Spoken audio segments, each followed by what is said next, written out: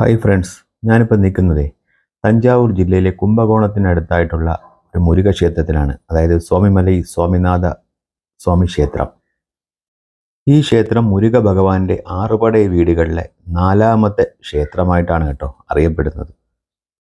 പിന്നെ ഈ ക്ഷേത്രത്തിൻ്റെ ഏറ്റവും വലിയ പ്രത്യേകത എന്ന് പറയുന്നത് മുരുകൻ തൻ്റെ പിതാവായ പരമശിവന് പ്രണവമന്ത്രത്തിൻ്റെ അർത്ഥം ഉപദേശിച്ചു കൊടുത്തൊരു സ്ഥലമാണിതെന്ന് കരുതപ്പെടുന്നു.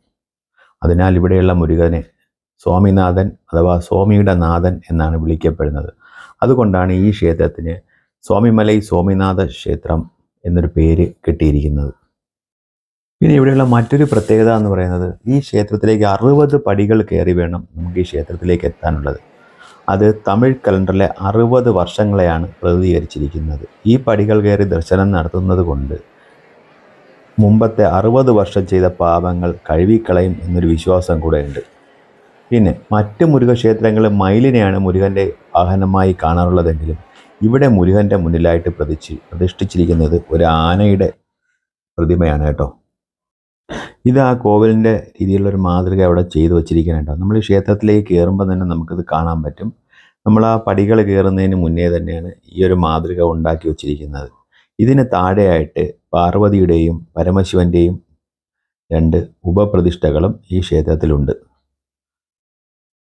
ഇവിടുത്തെ ദർശന സമയം എന്ന് പറയുന്നത് രാവിലെ 6 മുതൽ ഉച്ചയ്ക്ക് 1 മണി വരെയും വൈകുന്നേരം 4 മണി മുതൽ 9 മണി വരെയുമാണ് ഈ ക്ഷേത്രത്തിലെ ദർശന സമയം BC 2-ാം നൂറ്റാണ്ടിലാണ് ഈ ക്ഷേത്രം നിർമ്മിച്ചതായി കരുതപ്പെടുന്നത്. BC 2-ാം നൂറ്റാണ്ടിൽ സംഘകാലം മുതൽ ഈ ക്ഷേത്രം നിലവിലുണ്ടെന്നും കരുതപ്പെടുന്നുണ്ട്.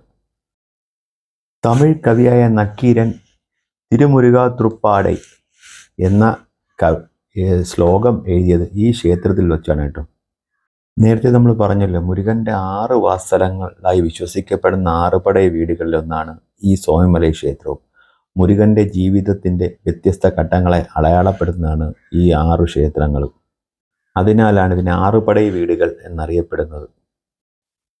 ഇത് ആ ക്ഷേത്രത്തിൻ്റെ സൈഡിലൂടെയുള്ളൊരു വഴിയാണ്. നമുക്ക് ആ ക്ഷേത്രത്തിന് ഒരു വലത് വയ്ക്കാനുള്ളൊരു സൗകര്യം ഇവിടെ ഉണ്ട്. എന്തുകൊണ്ടും ഞങ്ങൾ പോയ സമയത്ത് മഴയായിരുന്നു. നല്ലൊരു മഴ ചാറിക്കൊണ്ട് നിൽക്കുന്നൊരു സമയമായിരുന്നു. അതാ നമുക്ക് ഈ വീഡിയോ തന്നെ കാണാൻ പറ്റുന്നുണ്ട്, വെള്ളമെല്ലാം കിടക്കുന്നത്. എന്തുകൊണ്ടും വളരെ ഭംഗിയുള്ളൊരു മുരുകക്ഷേത്രം തന്നെയാണ് ഈ സ്വാമിമലൈ സ്വാമിനാഥ സ്വാമിയുടെ ക്ഷേത്രം. വളരെ ഭംഗിയുള്ള ക്ഷേത്രം തന്നെയാണ്. ഞാൻ ഇതിന് മുന്നേ പോയ ആറുപടை വീടുകളിലെ മറ്റ് വീഡിയോകൾ, അതായത് തിരുച്ചെന്തൂർ, പളനി, തിരുപ്പറംകുന്றம், അങ്ങനെ ആ 3 ക്ഷേത്രങ്ങളുടെ വീഡിയോകൾ എൻ്റെ ഈ ചാനലിൽ തന്നെ ഉൾപ്പെടുത്തിയിട്ടുണ്ട്. ട്രെയിൻ മാർഗമാണ് ഈ ക്ഷേത്രത്തിലേക്ക് വരുന്നതെങ്കിൽ കുംഭകോണത്ത് നിന്ന് കുംഭകോണം സ്റ്റേഷനിൽ വന്നിറങ്ങി ഒരു 5 കിലോമീറ്റർ സഞ്ചരിച്ചാൽ നമുക്ക് ഈ ക്ഷേത്രത്തിലേക്ക് എത്താൻ കഴിയും. പിന്നെ ഇവിടുത്തെ പ്രധാന ഉത്സവങ്ങൾ എന്ന് പറയുന്നത് വൈകാശി വിശാഖം, അത് മെയ് ജൂൺ മാസങ്ങളിലാണ് ആഘോഷിക്കുന്ന ഒരു ഉത്സവമാണ്. പിന്നെയുള്ള ഉത്സവങ്ങൾ എന്ന് പറയുന്നത് തൈപ്പൂയം, പൈങ്കുനി ഉത്രം, സ്കന്ദഷഷ്ഠി എന്നീ ആ ഉത്സവങ്ങളും അവിടെ നല്ല വിപുലമായ രീതിയിലാണ് ഇതൊക്കെ ആഘോഷിക്കുന്നത്. ഇതൊക്കെയാണ് അവിടുത്തെ പ്രധാന ഉത്സവങ്ങൾ.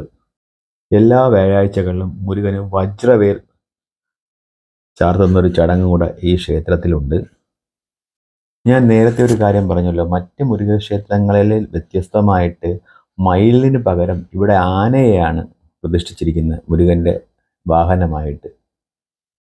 ഇത് ഇന്ദ്രൻ നൽകിയ ഐരാവതം എന്ന് പറഞ്ഞൊരു ആനയായിട്ടാണ് ഐരാവതം ആനയായിട്ടാണ് ഇത് കരുതപ്പെടുന്നത് അങ്ങനെ ഞങ്ങൾ നടന്ന് ഈ ക്ഷേത്രത്തിലേക്ക് പുറത്തേക്ക് ഇറങ്ങാറായിട്ട് ഇതാണ് നമ്മൾ ദർശനത്തിന് പോയിട്ട് തിരിച്ചിറങ്ങി വരുന്ന ആ ഒരു വഴി.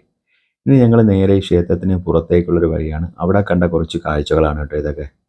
കാരണം അവിടെ ഒരു മയിലിൻ്റെ പ്രതിമ വച്ചിട്ടുണ്ട്.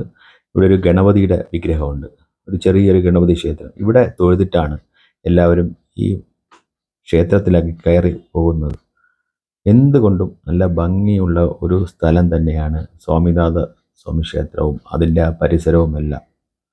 തികച്ചും മറ്റ് ക്ഷേത്രങ്ങളിൽ നിന്ന് ഒരുപാട് വ്യത്യസ്തമായൊരു സ്ഥലം കൂടെയുണ്ട്. ഇത് അതിൻ്റെ പുറത്തു നിന്നുള്ളൊരു വ്യൂ ആണ് പിന്നെ എൻ്റെ ഈ വീഡിയോ നിങ്ങൾക്കെല്ലാവർക്കും ഇഷ്ടപ്പെട്ടു എന്ന് കരുതുന്നു. വീഡിയോ ഇഷ്ടപ്പെട്ടെങ്കിൽ ലൈക്ക് ചെയ്യുക, ഷെയർ ചെയ്യുക. വീണ്ടും ഒരു പുതിയൊരു വീഡിയോയുമായി വരുന്നത് വരെ ബൈ.